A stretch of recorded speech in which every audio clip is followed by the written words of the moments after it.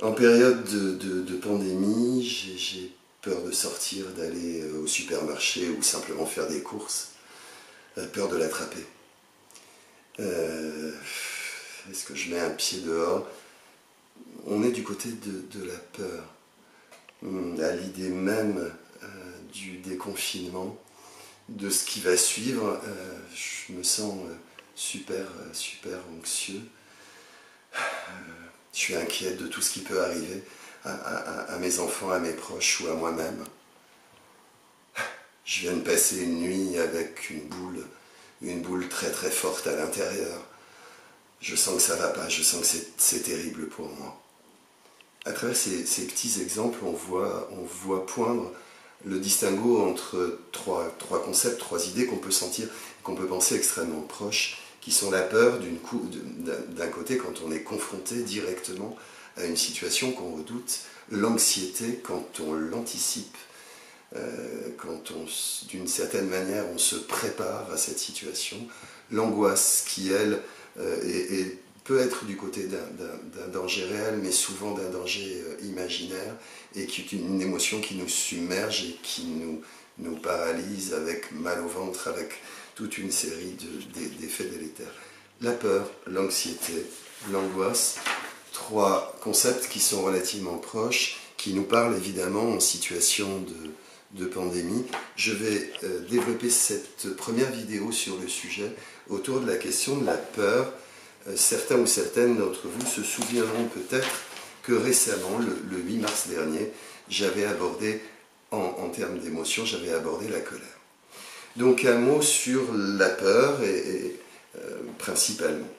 Je m'appuie là sur une définition qui est celle du dictionnaire de psychologie de Doron et Parot, paru aux presses universitaires de France, et qui définissent la peur comme une émotion déclenchée par une stimulation ayant valeur de danger.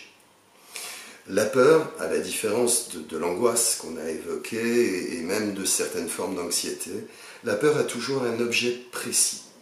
Et cette peur, elle peut être maîtrisable dans la plupart des cas.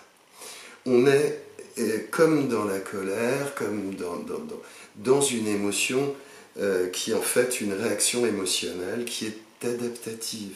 Donc qui va permettre toute une série de solutions. On pensera à l'attaque, on pensera à la fuite. Il y a évidemment le cas particulier de la sidération, où je perds tout moyen et où je me retrouve dans une situation d'emprise de cette peur.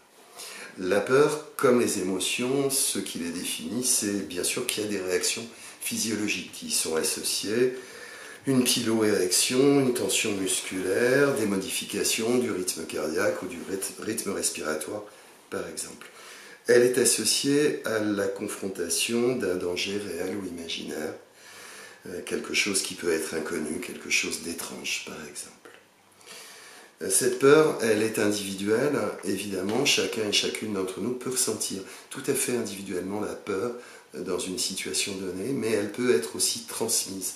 Elle peut être aussi collective, on peut penser à des mouvements de foule où la peur se répand d'une personne à l'autre. Elle a aussi des différents degrés qu'on comprendra bien. C'est pas tout à fait la même chose d'être dans une légère inquiétude et en situation d'effroi ou de sidération, comme je l'exprimais tout à l'heure. Donc il y a évidemment des degrés dans la peur. Celle-ci peut être totalement irrationnelle, elle peut être manipulée, évidemment. On pense à un certain nombre de politiques, par exemple, qui surfent sur la peur, l'insécurité, des émotions qui nous amènent à être dans des réactions archaïques et par exemple des réactions de défense qui échappent totalement à un point de vue rationnel. Elle peut être donc incontrôlable, cette peur, elle peut être irraisonnée, elle peut être extrêmement angoissante, et on pense dans ces cas-là aux phobies qui en font partie. J'ai peur quand je me retrouve au milieu de la foule, j'ai peur quand je suis enfermé dans un ascenseur, j'ai peur de tel animal ou de tel autre. On est dans des phobies, on est dans des peurs. Alors pour terminer sur la peur, on sait qu'elle est maîtrisable. Alors quelques pistes. La première piste qui vient à l'esprit, et c'est par exemple ce qui permet de rassurer par exemple de petits enfants, c'est une meilleure connaissance de l'objet. L'objet de cette peur, elle peut être totalement irraisonnée.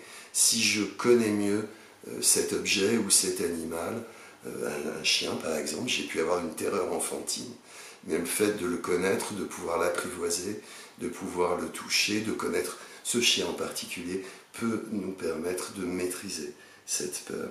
Les apprentissages, évidemment, là aussi nous permettent et on peut penser à des apprentissages très progressifs.